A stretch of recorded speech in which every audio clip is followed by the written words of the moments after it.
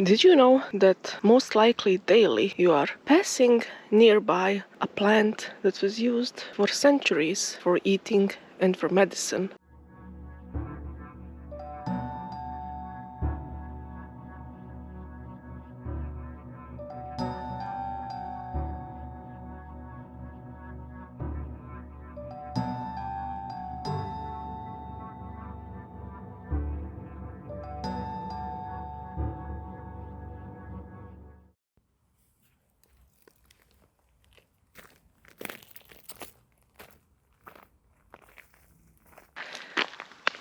This is wild carrot, nothing more and nothing less. Wild carrot was used for centuries for healing of various ailments, for foraged food, and it is said that people knew how to predict weather just by looking at the flowers of this plant. What the legend says, if the carrot plant is not too high and its flowers are not too big, the summer is going to be a bit colder and rainy. If the same plant is taller, and it can be quite tall, and flowers are bigger, they can be almost the size of palm of my hand, in that case we can expect long, sunny, dry summers. There is also this one thing that sort of forecasts weather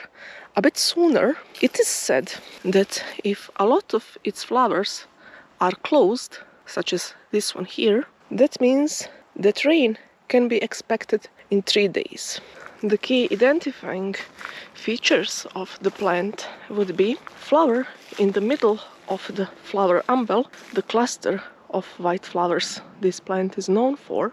Take note that this flower, that can be reddish or purple, does not appear on all specimens, so it is not always there. Legend says that when Queen Anne of Denmark was picking these flowers in order to make lace, she got hurt and a drop of her blood went down and fell on these flowers, and this reddish purple flower in the middle since then represents a drop of her blood. This is the reason why the entire plant actually in certain parts of the world, especially in the past, was called Queen Anne's lace.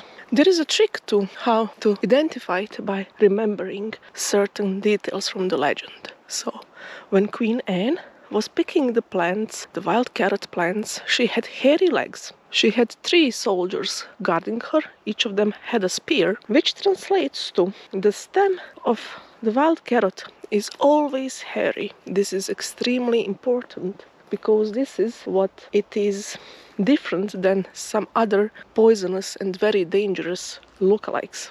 And when you look beneath the flower, the umbel, there are these sort of spear-like structures. And again, important thing is, when you look at it, each spear has 3 ends. Some other similar plants, like false parsley, have similar spears, let's call them like that, but they do have only 1 end. They do not branch to 3 sides like it is the case with wild carrot. So the purple or reddish flower in the middle, hairy stems, and a lot of spears in parts of tree underneath the flower.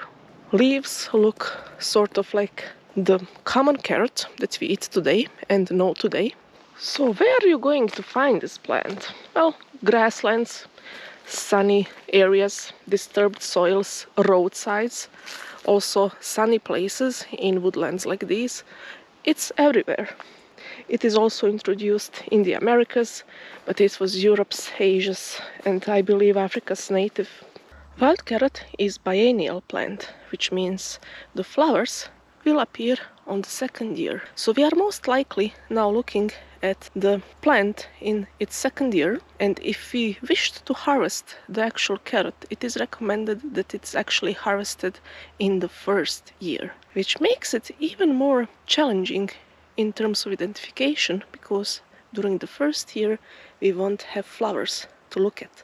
So no spears, no flowers, no red purple thing in the middle, just the leaves and of course the hairy stems. We would have to be very careful and knowledgeable to know what we are doing in order to pick the carrot that way. The carrot itself is actually not very palatable, especially if you would harvest it now in its second year.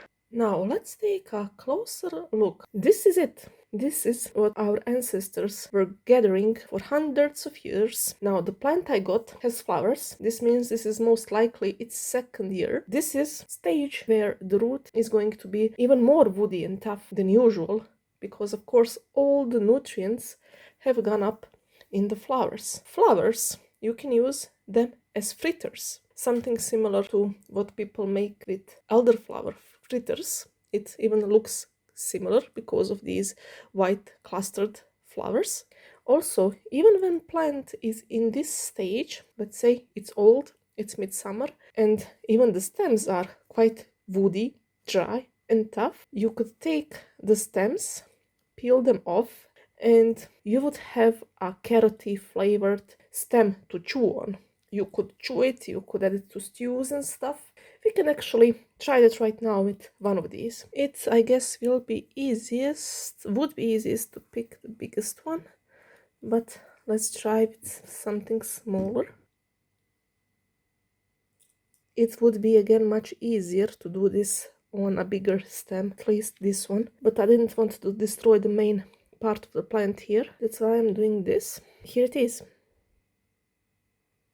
It's quite easy to peel, and even from this distance, which is around 20 centimeters or so, maybe 30, I can smell the carroty, specific carroty smell. Tastes like carrot. I don't know what else to say. It's quite carroty, too woody to eat raw, at least for me. At least this specimen here, which does not mean that there aren't others here that would be maybe in better shape, or other plants that I could have picked. From the leaves you can make pestos. That's one of the most common way to use them. You can add them to stew as flavor, and if you're interested in more recipes, just look up what you can do with regular carrot that we know, cultivated one, leaves. It's pretty much the same. The thing that is not pretty much the same though is the main part, if you wish, the root, the part that we think of when we say carrot. And now I want you to think about thousands of years and hundreds of years of cultivation of this thing and how it changed to get to this. I mean, look at this difference. So humans really love to optimize nature for the not only flavorful but most substantial, of course, harvest. Would you even imagine that these two are related? Only thing in cultivated carrot that I've seen resembles this one is when it just starts growing, and when you disrupt it and take it out of the earth, it looks similar to this. Fun fact, at first, these carrots, the cultivated ones that we know of, actually weren't orange. They were even yellow and blue variants, and I believe in purplish, but because of reasons that you can look up for yourself if you're interested, this is the one that prevailed most of the time, and this is why when you think of carrot, you think of orange cultivated carrot such as this, and not this, and not blue or purple carrot. Research suggests that this was cultivated in area of what is today's Afghanistan and surrounding area in Central Asia. So there is the greatest variation of the wild carrot, which usually points out to the location where initial cultivation started. So they had a lot of things to work with, and they could easily select the ones with the best characteristics for humans to cultivate. Just so you get impression of how woody this thing is, imagine taking a branch from a tree, just a random tree that is kind of maybe a bit dried up, but not entirely. It is still alive, so you cannot break it easily. It's stiff, so not only woody, it doesn't crack, it's stiff, it's gummy in a way. So it would be very, very unpalatable to eat this. This is the reason why even, look at these strings, why even with long hours of cooking, smells quite carroty though, smells exactly like carrot. Well, it is carrot. Anyway, this is the reason why even long hours of cooking wouldn't make this edible. Maybe if it was the first year without flowers, maybe it would be kind of edible, but I wouldn't put many bets to that. I will try it out one day and we can see what will happen.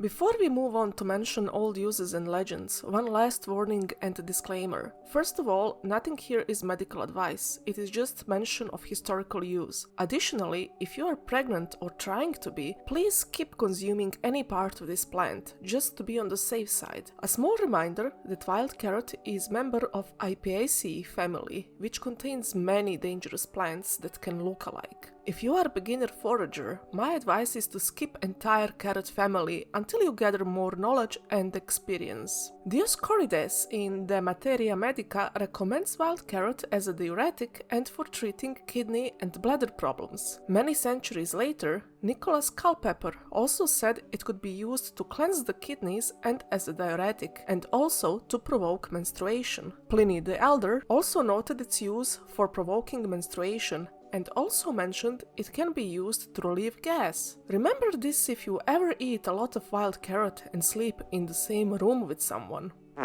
Seeds of wild carrot are what was used as a natural contraceptive, but this is where things get a bit weird. Apparently, it was used both to prevent pregnancy and to increase fertility. I don't know about you, but to me, these sound like opposite effects. I am not sure was it about dosage or just different herbalists and people of the time and place believing different things, but this part remains a bit confusing. In Celtic tradition, there was a legend that wild carrot attracts fairies.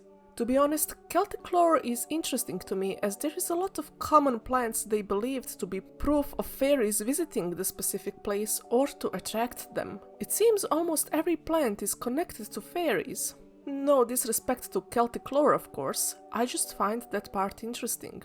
Hope I didn't make part of my Celtic ancestors that left their DNA when they invaded Balkans angry. As many other plants, in medieval times wild carrot was used to protect against evil. It is actually interesting to dig deep into medieval legends when it comes to that, as I noticed people in that time had very black and white thinking about plants. A plant could either be a divine, positive, healing and protective plant you should hang on your door to make all evil go away, or an abomination from devil itself that throws a curse at you if you just brush against it. Okay, I might exaggerate a bit, but not much. It turns out wild carrot would belong in the first group though. So there you have it. Seemingly not special and very common looking plant you pass by every day most likely is something humans knew and used for centuries. I wonder how many people are passing next to this plant with their carrots from the grocery store in their bags, having no idea what that is, while only a couple of generations or even less ago our ancestors knew all of this. We are on a mission to preserve this knowledge and spread the word. After all, we never know if we might need it again.